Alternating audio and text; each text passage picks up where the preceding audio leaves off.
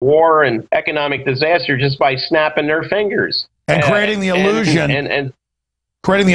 of a choice between them.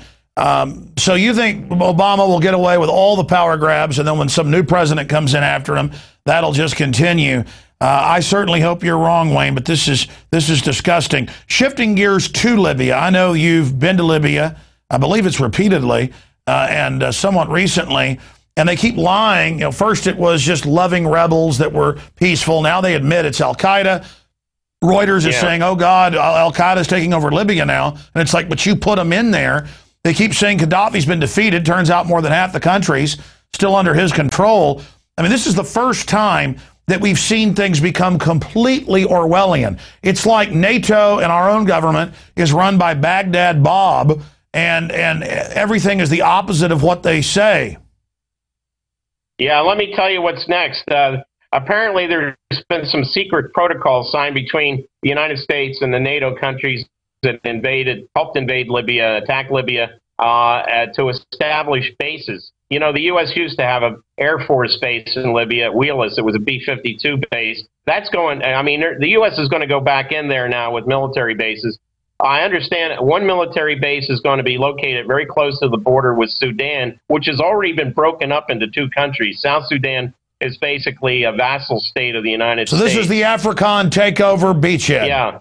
Yeah, and Algeria still supports Gaddafi, rich in natural gas and some oil, but mostly natural gas. When Algeria basically said, look, we're not going to deal with these rebels, we detect that there's Al-Qaeda amongst them, people that we consider unsavory. There were two terrorist attacks in Algeria directed against Algerian security forces, blamed on Al-Qaeda. I would say the next two dominoes that are going to fall will be northern Sudan, what's left of the country of Sudan after it was broken in two, and Algeria. This isn't over by any stretch. We're probably going to see these Soros-staged, themed marches and revolutions now in Khartoum and Algiers.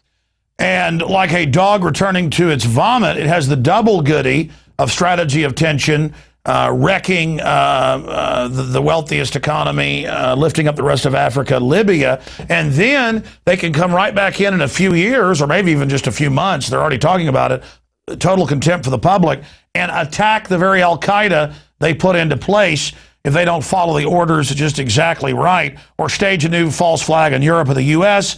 and blame it on some cutout, made-up character. My God, I mean, I've studied a lot of spycraft and subterfuge in history, Wayne. I've never seen anything this ridiculously overt, not even in the nasty Soviet tricks they played in the 70s and 80s. Do you agree with that statement?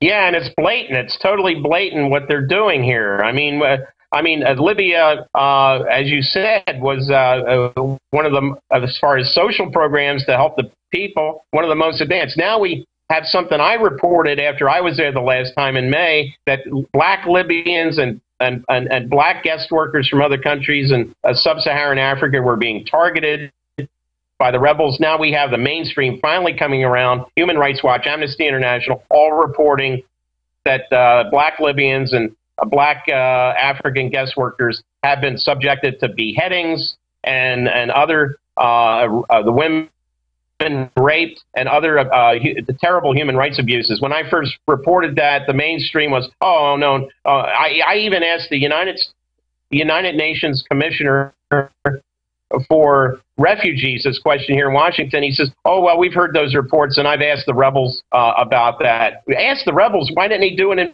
investigation? This guy is a former socialist prime minister of Portugal. He's right in with that whole globalist European Union crowd. Well, Wayne, Walter Fauntroy, as you know, the former D.C. delegate to Congress, for folks that don't know, that's the equivalent of their congressperson because they don't have congress people.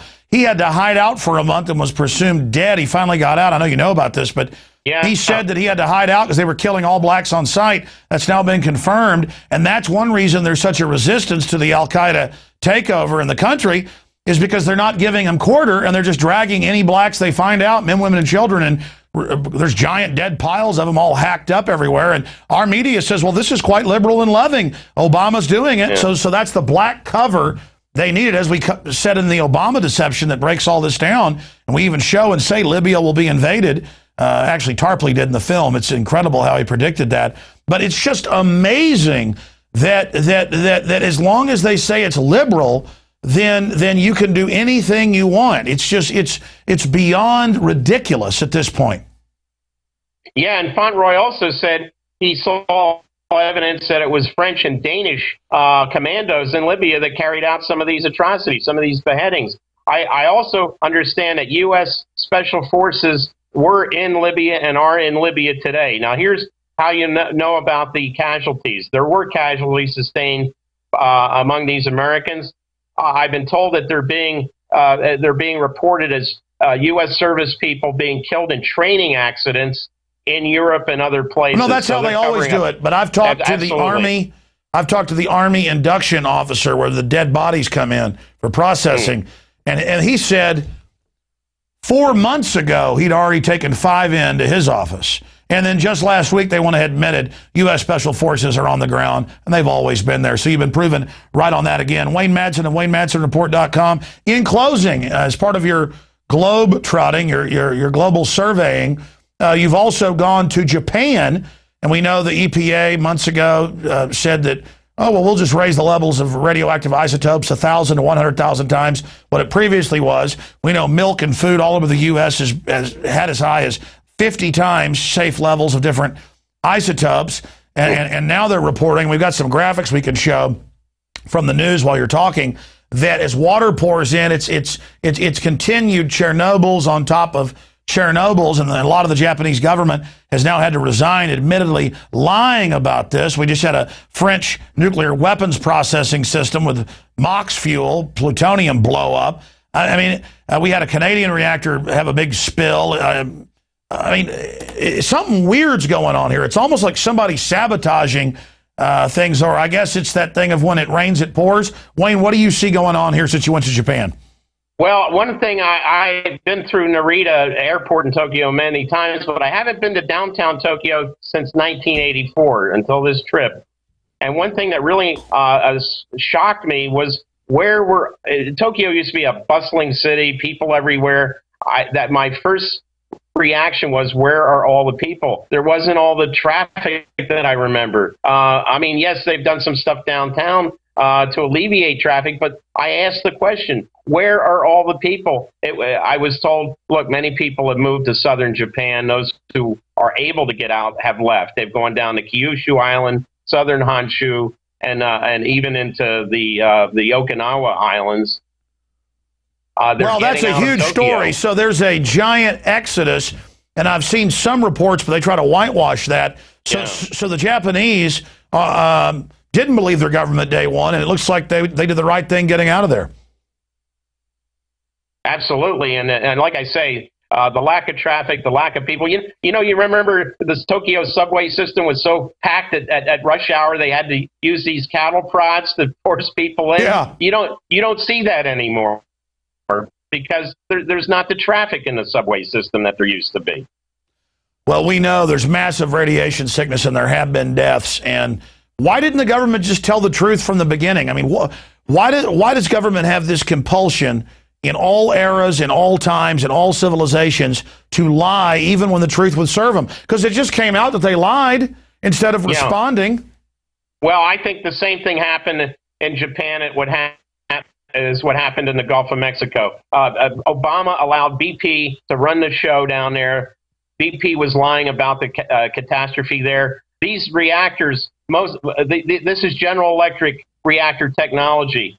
General Electric was calling the shots over there. They didn't want it out that these reactors are inherently unsafe. And who is Obama's chief of jobs, the jobs program? Who's his good buddy? Jeffrey Immelt, the CEO of General Electric. Who, by the way, is moving the entire X-ray division of General Electric to China, who, by the way, is advising, and even Dennis Kucinich came out and said, hey, how about you create some jobs here in America? I mean, these guys do anything they can to shut this country down. In closing, why do you think that's the case?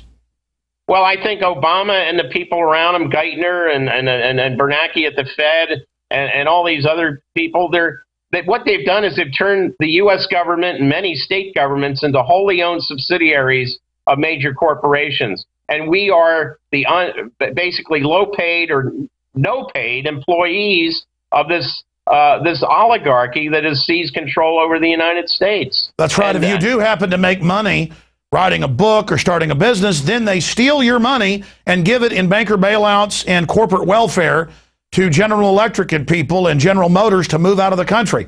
These people make me sick. And that's something the Republicans will never tell their constituents. Limbaugh and all of them sit up there and praise the Fortune 100 when the Fortune 100, to a company, are a bunch of anti-American, anti-free market monopoly men trash and the enemy of every single free human on this planet. They are usurpers who have hijacked this country and finance al-Qaeda to menace us into submission. Wayne Madsen, it's always great talking to you. I'm glad you're back in the U.S., and I look forward to speaking to you in the future. Anything else on Japan or Obama or any other tidbit that you'd like to, in closing, have the final word on? I would just say that next year, the Obama movie that was released in Japan, Young Obama, is going to be released here in the United States. United Artists bought the rights. It's going to be released. It's going to be that version at the U.S. Embassy. And then the ambassador, a guy named Cameron Hume, who's no longer there, but he was the ambassador at the time, wanted to have these two scenes removed from the movie. It's going to be released here in the United States for the election campaign, along with that other movie they're producing about how Obama killed Osama, or had him killed. And by the way, they admit the government's involved financing that with the great Hurt Locker people. And, of course, they're going to force feed the Obama Jesus child to the children in school, like Al Gore's stupid video. Wayne Madsen, great having you on with us. WayneMadsenReport.com. Look forward to speaking to you very, very soon. You bet, Alex. All right, there goes Wayne Madsen, my friends. Well, that's it for Infowars Nightly News. Aaron Dykes will be sitting in for me tomorrow night with some special reports and also a 2-week review since the September 1st launch of Infowars Nightly News. You, the subscribers, make this possible. Please spread the word about Infowars Nightly News, InfowarsNews.com, and PrisonPlanet.tv. This is a true revolution in alternative media that transcends the left-right paradigm that is outside the box. Only the truth can set us free, and action with that truth can really empower humanity. Great job to the crew. And again, thank you to all the subscribers. We'll see you back tomorrow, 7 p.m. Central, right here at Infowars Nightly News.